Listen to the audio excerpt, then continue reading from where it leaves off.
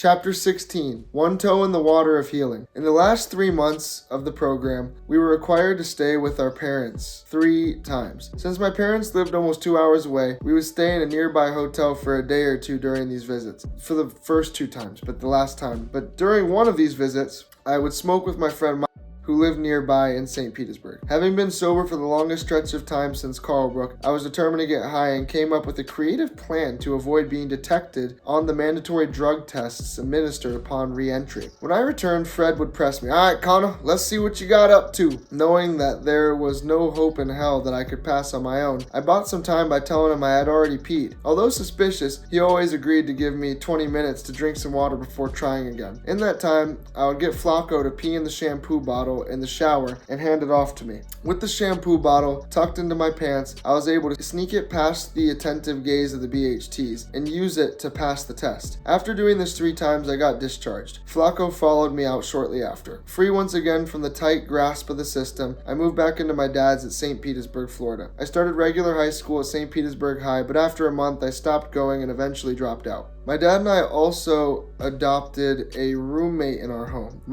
who showed up looking for a job wanting to live away from his parents and moved on to our couch. Pretty soon the 2 of us got a job at Chipotle with the help of our mutual friend Mac Frapwell. We Ubered to work together every day, which only lasted for me like 2 weeks. It was my first normal working job. Before that, all my income had come from being a criminal entrepreneur. There were nicer moments when I could enter good flow states at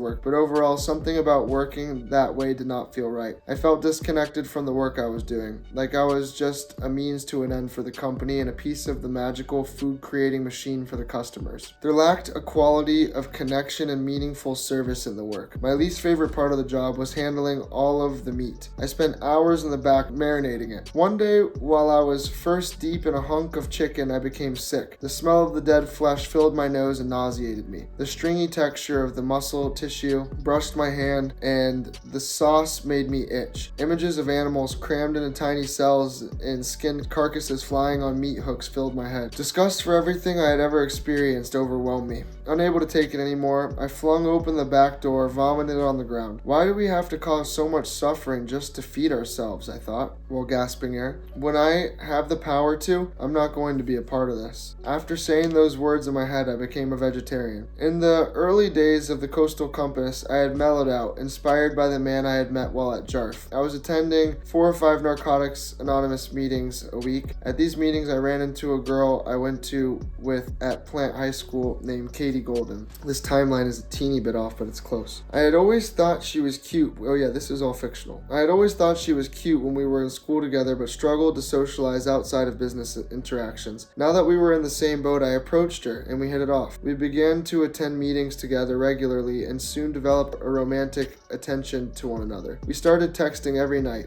I began writing her love poems and she sent me videos of her playing the piano. She was a virtuoso. As we got closer, she confided in me about her struggles with heroin, which her ex, Titan, played a big part in them doing together. Which, by the way, I hope Titan's okay. I fuck with you, bro. I don't hold anything towards him anymore. I used to want to kill him, but we made up in person as well, because we got locked up together. Crazy. Probably hear about that later. One day, she confessed, A week later, the cops showed up to my house in the morning. They began to ask me many questions. What is your relationship to Katie Golden? Was Katie Golden here last night? I was confused but told officers everything that I know. After the police left, I got into contact with her parents who had become fond of me and saw me as a good influence on her. They told me that the previous night she had ordered an Uber and told them she was going to my house, but instead of coming to see me, she had gone to Titan's where she overdosed on heroin. She kept alive in a vegetative state at the Tampa General Hospital for 3 days until her parents decided to pull the plug.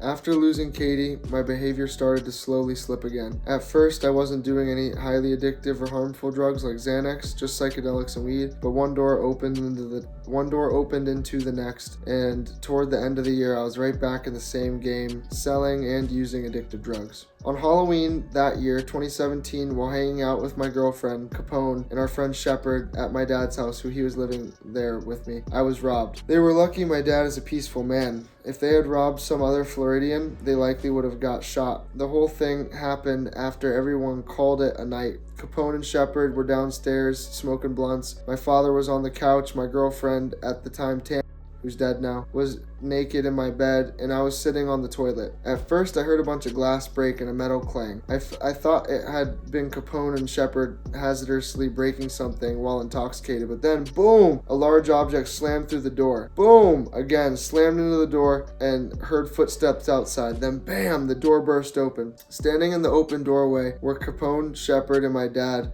Behind them were 5 men wearing Halloween masks, and then one in front at the door with me. Whoa, whoa, whoa, I said, holding up my hands. You could have at least knocked. He said, give me everything you got, Lil. One of the men shouted, pointing his gun at me. We'll fucking kill you, said another, who held a gun behind Capone's back. All right, chill, you can have it, I said, standing up from the toilet, pulling up my pants. I slowly approached the men and brought them into my room. My girlfriend watched from the... I didn't pull up my pants. They made me take my pants off. And I just went with it because at this point I'm like, my dad's here. He has a gun to his head. This is fucked. Whatever you need, I got you. My girlfriend watched from under the blanket as I opened the dresser, revealing the stash to the thugs. This is fake lean, I said. It looks like lean, but it's actually just Xanax dissolved in a purple syrup that we made. I handed the counterfeit Qualitest and high-tech bottles to them. Here is pressed Molly and also some methylone. I gave them the ecstasy beans and the crystal methylone, which is a research chemical of MDMA, but it's more like meth. I gave them the 2 bags with each of the drugs. I had a pillowcase filled with like 10 fucking bags of the fake pints. And this, I said, holding up a fine bag of powder is DMT. The fuck is that? The man poking Shepard with a handgun asked. DMT is a psychedelic, I explained. It's like acid, but you smoke it and it's way more intense. If you're gonna do it, just make sure you sandwich it in between other herbs so you don't burn it. You definitely don't want to burn it. The men looked at each other confused about whether they were robbing someone or receiving a lesson on proper drug usage. Then, pleased with the spoils of their quest, they tucked the drugs into the backpack, carried the pillowcases, and left us all stupefied from the rudest trick-or-treaters we had ever seen. Chapter 17. Real crime, real time.